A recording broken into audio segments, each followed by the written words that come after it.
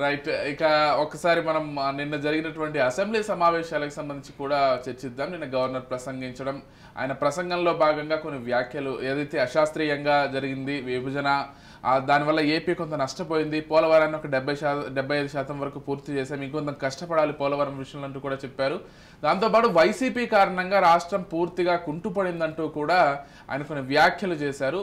ఇంకా వీటన్నిటితో పాటు ఆయన ప్రసంగం కొనసాగుతున్నంతసేపు వైసీపీ ఎమ్మెల్యేలు ఎవరైతే ఉన్నారో నల్ల కండువాలు వేసుకుని ఎమ్మెల్సీలు కూడా ఎమ్మెల్యేలు 11 మంది, ఎమ్మెల్సీలు ఎక్కువ మంది ఉన్నారు కాబట్టి వాయిస్ ఎక్కువగా వినిపించడం, సేవ్ డెమోక్రసీని పదే పదే నినాదాలు చేస్తూ ప్రసంగానికి అడ్డుపడే ప్రయత్నం చేయడం, ఆ తర్వాత వాకౌట్ చేయడం, వాకౌట్ చేసే క్రమంలో నల్ల కండువాలు ధరించి కొన్ని కామెంట్స్ చేయడం, ఇవన్నీ కూడా కొంత హైలైట్ గా నిలిచాయి. అండ్ స్వయంగా మాజీ సీఎం జగన్మోహన్ రెడ్డి కూడా ఒక పోలీస్ అధికారిని వార్న్ చేస్తూ ఆయన ప్రజాస్వామ్యం గురించి ఒక లెక్చర్ ఇచ్చే ప్రయత్నం చేశారు. దాని గురించి కూడా కొన్ని కౌంటర్స్ వెంటనే వినిపించాయి. సో ఆయన ప్రజాస్వామ్యం గురించి మాట్లాడుతుంటే కొంత హాస్యాస్పదంగా ఉంది చూడడానికి. గత 5 ఏళ్ళు ఆయనకు ప్రజాస్వామ్యం అంటే ఏంటో తెలియలేదా, ఇప్పుడే గుర్తొచ్చింది ఆల్ ఆఫ్ సడన్ అంటూ కొన్ని వ్యాఖ్యలు కూడా వినిపించాయి. మొత్తంగా నిన్న గవర్నర్ ప్రసంగం, దాంతోపాటు వైసీపీ నాయకులు నల్లకండు వాళ్ళతో చేసినటువంటి ధర్నాలు ఈ మొత్తం హైలైట్ గా నిలిచాయని చెప్పుకోవాలి అసెంబ్లీ ప్రాంగణంలో. ఎలా చూస్తారు అరవింద్ గారు నిన్న జరిగిన ఒక ప్రాథమికమైన అంశం అయితే గవర్నర్ ప్రసంగంలో అశాస్త్రీయ విభజనాన్ని పదే పదే చెప్పడం మూలంగా ఇక అది జరిగే పని కాదు, అదేం దాన్ని we can't reverse it back.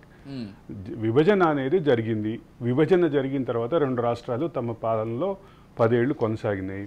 ఒక రాష్ట్రంలో ఒకే ప్రభుత్వం 2 సార్లు వచ్చింది, ఒక రాష్ట్రంలో 2 టర్మ్స్లో వేర్వేరు ప్రభుత్వాలు వచ్చినాయి. ఆ ప్రభుత్వాల హయాంలో జరిగినటువంటి విధ్వంసం, దానికి సంబంధించినటువంటి అంశాలు ఖచ్చితంగా మాట్లాడగలిగినవే. అదే సందర్భంలో అశాస్త్రీయ విభజన అనే ఇంకా మరింత విద్వేషం పెంచేలాగా అదైతే కొంత, అంటే తెలంగాణ సైడ్ నుంచి అభ్యంతరం అనేది పక్కన పెడితే అసలు బేసికల్గా విభజనని ఇంకా విభజన గురించి, విభజన చుట్టూ రాజకీయాల గురించి మాట్లాడుకోవటం మూలంగా ఇప్పుడు వచ్చేదేం లేదు. ఇప్పుడేమి దానివల్ల పొలిటికల్గానో ఫైనాన్షియల్గానో ఎట్ ద సేమ్ టైం ప్రజలు కూడా దాన్ని పూర్తిగా మర్చిపోయారు. కాబట్టి దానికి సంబంధించినటువంటి అంశాలు మాట్లాడుకున్నా ఉపయోగం లేదు. నేను మాట్లాడేది ఏంటంటే ఆంధ్రప్రదేశ్కి సంబంధించినటువంటి భవిష్యత్తుని ప్లాన్ చేసుకునే క్రమంలో జరిగిపోయినటువంటి విభజన గురించి కామెంట్స్ చేయటం మూలంగా వచ్చేదేమీ లేదు, దానివల్ల రాజకీయాలు కూడా ఉపయోగం లేదు.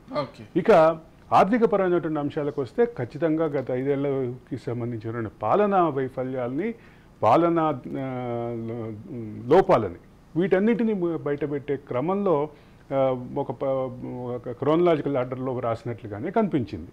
అంటే గత ప్రభుత్వం మొత్తం అభివృద్ధిని బ్రాండ్ ఏపీని వీటన్నిటిని నాశనం చేసింది అనే భావాన్ని ప్రజల్లోకి ఇంజెక్ట్ చేయడానికి ఖచ్చితంగా ప్రయత్నం అయితే జరిగింది.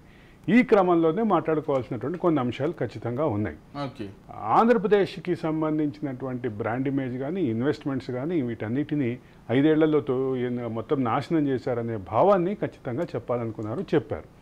ఇక వైసీపీ నిరసనల విషయానికి వచ్చాక వైసీపీ నిరసనల విషయంలో చాలా క్లియర్గా ఉన్నటువంటి అంశం ఏంటి, వైసీపీ నల్ల కండువాలతో వచ్చింది. నల్ల కండువాలతో రావటం, ఎట్ ద సేమ్ టైం కొన్ని ప్లకార్డ్స్ లాంటివి, ఫోటోలు లాంటివి తీసుకుని రావటం, దాని పట్ల పోలీసులు అభ్యంతరం వ్యక్తం చేశారు. అభ్యంతరం వ్యక్తం చేసినటువంటి క్రమంలో కొంత ఘర్షణ వాతావరణం జరిగింది.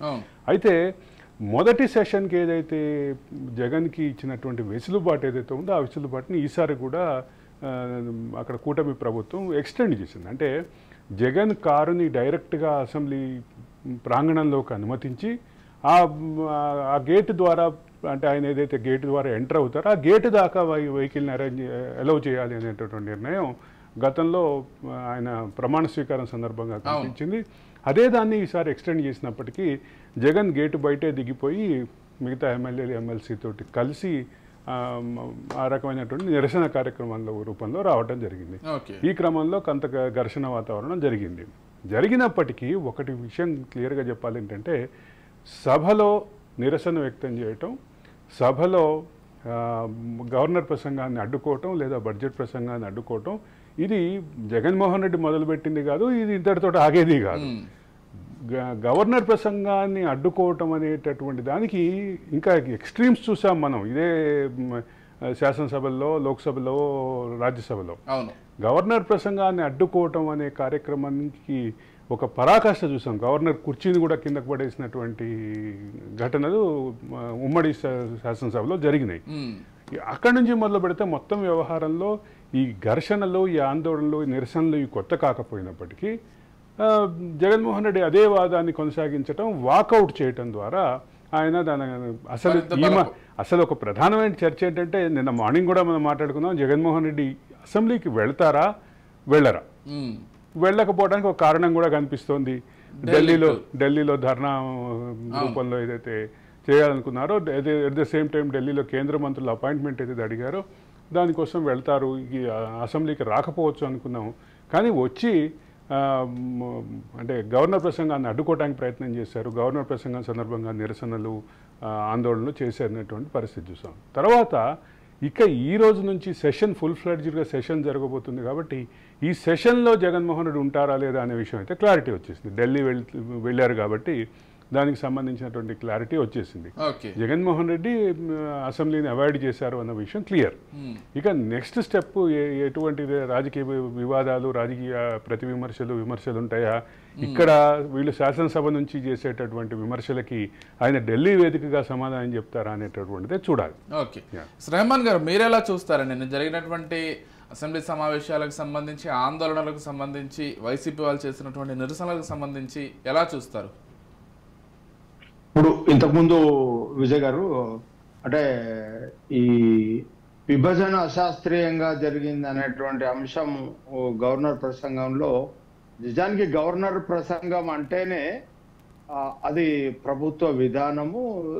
జనరల్గా ఆయన నోటే చదువుతారు. గవర్నర్ ప్రసంగం అనేది ఆయన తయారు చేసుకున్నటువంటి నోట్ కాదు, అది రాష్ట్ర ప్రభుత్వం తన వైఖరిని తయారు చేసి ఇచ్చినటువంటి అంశాలని మాత్రమే గవర్నర్ చదువుతారు. అయితే అదే 2014 జూన్ 2 తర్వాత తెలంగాణ ఆంధ్ర విభజన కానివ్వండి, లేకపోతే ఈ రెండు రాష్ట్రాలు ఆ విభజనకు ముందు అంశాల గురించి ఇంకా మాట్లాడుకోవడం వల్ల ప్రయోజనం లేదనేది అరవింద్ గారు అన్నారు చాలా స్పష్టంగా. కానీ పదే ఆంధ్ర విషయానికి వచ్చినప్పుడు ఎన్డీఏ కూటమి కానివ్వండి, లేకపోతే చంద్రబాబు కానివ్వండి, పదే ఆంధ్రాకు విభజన వల్ల నష్టం జరిగింది అనేటువంటి అంశాన్ని, అంటే ఇది సమైక్య రాష్ట్రంగా ఉంటేనే ఆంధ్ర ప్రాంతానికి లాభం జరిగేది, ఈ విభజన జరగడమే కరెక్ట్ కాదనేది నరేంద్ర మోడీ కూడా చాలా స్వయంగా అన్నారు కదా, పార్లమెంట్ లో చేసినటువంటి కామెంట్స్ చెప్పి బిడ్డను రక్షించారు. అంటే ఇది వాళ్ళ వైఖరి, ఆ కూటమిను మరి ముఖ్యంగా చంద్రబాబు నాయుడుకి సంబంధించినటువంటి వైఖరి. అంటే ఇది ఆంధ్రప్రదేశ్ విభజన, ఉమ్మడి ఆంధ్రప్రదేశ్ విభజన ఇప్పటికీ మాకు ఇష్టం లేదని, అక్కడ ఏదైతే ప్రజలు సమైక్యంగా ఉండాలని అక్కడ కోరుకున్నారో ఆ సెంటిమెంట్ ను తిరిగి పొందడంలో భాగంగా ఆ విభజన అనేది అశాస్త్రీయంగా జరిగింది, అసలు జరగకపోతేనే బాగుండేది అనేటువంటి దృక్కోణంలో వాళ్ళ వ్యాఖ్యలు ఎప్పుడు కొనసాగుతాయి. ఆ విషయాల్ని పక్కన పెడితే విభజన అయిపోయింది. చంద్రబాబు నాయుడు అక్కడ చాలా కీలకంగా ఉన్నాడు. నిన్న నితీష్ కు ప్రత్యేక హోదా ఇచ్చేది లేదని చెప్పి ఆల్రెడీ కేంద్రం చేతులెత్తేసింది. ఆ నేపథ్యంలో ఇంకా ఇప్పటి వరకు నాకు తెలిసి చంద్రబాబు నాయుడు ఎట్లాంటి డిమాండ్స్ కూడా పెట్టినట్టుగా కేంద్రం దగ్గర లేదు. ఇప్పుడు కేంద్రంలో అనుకూలమైనటువంటి ప్రభుత్వం, స్టీరింగ్ కూడా ఈయన చేతిలో ఉంది, ఇప్పుడు చంద్రబాబు నాయుడు చేతిలో ఉంది. కాబట్టి ఆంధ్రప్రదేశ్ రాష్ట్రానికి పార్లమెంటులో స్వయంగా అప్పటి ప్రధాని మన్మోహన్ సింగ్ ప్రకటించినటువంటి ప్రత్యేక హోదాని ఇస్తామని చెప్పి విభజన హామీల్లో చెప్పినటువంటి అంశం ఏదైతే పార్లమెంటుకు మించినటువంటి సభ లేదండి మామూలుగా రాజ్యాంగంలో, అంతటి సభలో ఇచ్చినటువంటి హామీని అమలు చేసుకోవడం అనేది ఆంధ్రప్రదేశ్ యొక్క హక్కు అండి. అది ఆ హక్కును ఎవరం కాదనలేదు. కాబట్టి డెఫినెట్ గా అంశాలని తెరపైకి తీసుకొచ్చి చంద్రబాబు నాయుడు అక్కడ ఆ డిమాండ్లను సాధించుకునే వైపు ఒత్తిడి కేంద్ర ప్రభుత్వం వైపు తీసుకొస్తే, కేంద్ర ప్రభుత్వం మీద తీసుకొచ్చి డెఫినెట్ గా అక్కడ రాజధాని ఏర్పడాలి, మన తెలంగాణకు ధీటుగా ఆంధ్రప్రదేశ్ కూడా అభివృద్ధి చెందాలి. విడిపోయినటువంటి సోదరులు కాదని ఎవరు అనలేము. అక్కడ తెలంగాణకు రావాల్సిన ఐటీఆర్ కానివ్వండి, మిగతా విషయాలు తెలంగాణకు రావాల్సి ఉన్నాయి. విభజన హామీలలో ప్రధానమైనటువంటి డిమాండ్లలో మిగిలిపోయి ఉన్నాయి. ఈ ఆంధ్రప్రదేశ్కు సంబంధించి లోక్సభలో రాజ్యసభలో ఇచ్చినటువంటి హామీ ఏదైతే ఉందో మన్మోహన్ సింగ్, ఆ హామీ నెరవేరాలని మనం తెలంగాణ బిడ్డలుగా, తోటి సోదరులుగా ఆంధ్రప్రదేశ్ మనం తప్పకుండా కోరుకుంటాం. అటువైపుగా ఆలోచించాలి. అసలు విభజనే తప్పు, ఇంతకుముందు అరవింద్ కోహ్లీ అన్నట్టుగా అది గడిచిపోయిందండి. 2014 జూన్ 2 తర్వాత విభజన సరైందా కాదా అనేటువంటి అంశానికి కాలం చెల్లింది. ఇంకా ఇప్పుడు ఆ అంశం గురించి మాట్లాడుకొని పెద్ద ప్రయోజనం లేదు. రెహమాన్ గారు, వాళ్ళు విభజన జరగడం మొత్తంగా తప్పనైతే ప్రస్తావించలేదు, కానీ అశాస్త్రీయంగా జరిగిందనేటువంటి విషయాన్ని పదే పదే ప్రస్తావిస్తూ వస్తున్నారు. అంటే జరిగినటువంటి తీరులో కొన్ని లోపాలు ఉన్నాయనే విషయాన్ని ప్రస్తావించారు. అంటే ఇప్పుడు అశాస్త్రీయంగా జరిగిందా శాస్త్రీయంగా జరిగిందా అనే చర్చతోటి ఇప్పుడు ఏమీ బెనిఫిట్ లేదు. అది అప్రస్తుత చర్చ. దాని మూలంగా మీ అంటే ఆంధ్రప్రదేశ్కి సంబంధించిన ఇప్పుడు ఈ ప్రజెంట్ సిచ్యువేషన్లో ఉండేటటువంటి డిమాండ్ గ్రావిటీ తగ్గుతుంది అనేది నా ఉద్దేశం.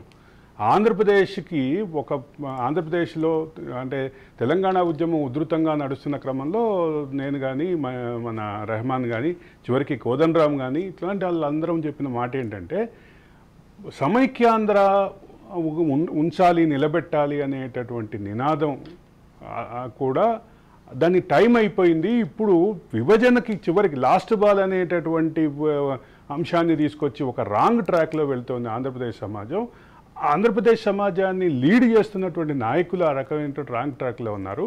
ఆంధ్రప్రదేశ్కి ఇప్పుడు కావాల్సింది ఏంటి? విభజన ఖాయమైన నేపథ్యంలో ఆంధ్రప్రదేశ్కి ఏమి డిమాండ్స్ కావాలి అనేటటువంటి అంశం ప్రధానంగా ఉండాలి అనేది నేను కానీ రెహమాన్ కానీ బలంగా వినిపించినట్టు వాళ్ళు. అంటే నేను ఇక్కడ చెప్పాలనుకున్న అంశం ఏంటంటే అప్పటికి విభజన ఖాయమని అర్థమైపోయినాక కూడా 2014 సందర్భంగా అప్పటి సమైక్యాంధ్ర ఉద్యమాన్ని లీడ్ చేస్తున్నటువంటి నాయకులకు ఇక్కడ నుంచి చాలా వేదికల మీద నుంచి అరవింద్ గారు కానీ నేను కానీ ఇదే విషయం చెప్పాను.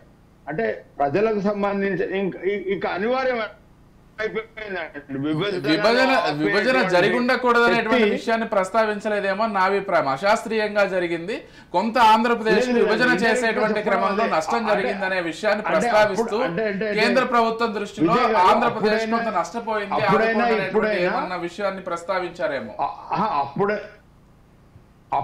ఇప్పుడైనా ఆంధ్రప్రదేశ్ ప్రజల పక్షాన ఆంధ్రప్రదేశ్కు ఒకవేళ విభజన జరిగితే మాకు ఇవి కావాలి, మా ప్రాంతాన్ని అభివృద్ధి చేసుకోవడానికి ఈ వనరులు కావాలి, ఈ నిధులు కావాలి, ఈ అవసరాలు ఉన్నాయన్నటువంటి ఒక నిర్దిష్ట ఏదో ఒక రకమైన కాంపెన్సేట్ చేసే ప్యాకేజ్ కావాలి అనే మాట కూడా ఒక్కళ్ళకు మాట్లాడలేదు.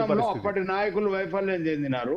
విభజన తప్పకుండా జరుగుతుంది అనేటువంటి అంశాన్ని ప్రజల్ని మెంటల్ గా ప్రిపేర్ చేయడంలో కూడా అప్పటి కాంగ్రెస్ పార్టీ కానివ్వండి, అప్పటి ప్రధానంగా ఉన్నటువంటి అన్ని పార్టీల వాళ్ళు వైఫల్యం చెందినారు.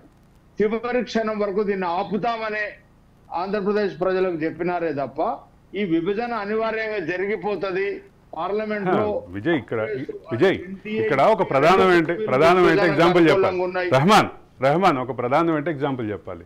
విభజన అయిపోయిన తర్వాత అపాయింటెడ్ డే తర్వాత కూడా నేను సుప్రీంకోర్టులో కేసు వేస్తున్నాను, మొత్తం ఈ విభజన ప్రక్రియను ఆపేసి మళ్ళీ 2 రాష్ట్రాలని కలిపేస్తానని చెప్పి కూడా ఒక మాజీ ఎంపీ నేతృత్వంలో ఒక విస్తృత ప్రయత్నం అయితే జరిగింది. ఇక్కడ నేను ప్రయత్నం చేయటాన్ని తప్పుపట్టట్లా, అదే ఊహలో ప్రజల్ని పెట్టడం మాత్రం వాస్తవానికి దూరంగా ఉంచడం అని చెప్పడం మాత్రమే నా ఉద్దేశం. సరే, ఇప్పుడు మొత్తంగా ఇప్పుడు గవర్నర్ ప్రసంగంలో అశాస్త్రీయంగా జరిగిందనేటువంటి విషయాన్ని ప్రస్తావిస్తూ ఆంధ్ర కొంచెం నష్టపోయింది, మాకు ఇంకేమైనా బెనిఫిట్స్ చేకూర్చండి అని ఏమన్నా కేంద్ర ప్రభుత్వాన్ని కోరే క్రమంలో చేసినటువంటి కామెంట్స్ అని కూడా భావించవచ్చు. ఇక్కడ ప్రధానంగా గమనించాల్సింది ఏంటంటే ఇక్కడ ప్యానెల్లో ఉన్న మేమిద్దరం కూడా అశాస్త్రీయంగా జరిగింది విభజన అనే విషయంలో మా ఇద్దరికి కూడా అదే అభిప్రాయం ఉంది. ఐ హోప్ నాకైతే అదే అభిప్రాయం ఉంది, రెహమాన్ కూడా అదే అభిప్రాయం. కానీ దాన్ని తీసుకొచ్చి ఇక్కడ డిమాండ్ గ్రావిటీని తగ్గిస్తున్నారు అని చెప్పడం మాత్రమే మా ఉద్దేశం. అది తప్ప బహుశా డిమాండ్ గ్రావిటీని పెంచే ఉద్దేశంలో కామెంట్స్ చేశారేమో, దాన్ని ముందుగానే ప్రస్తావించి. సరే, వాట్ ఎవర్.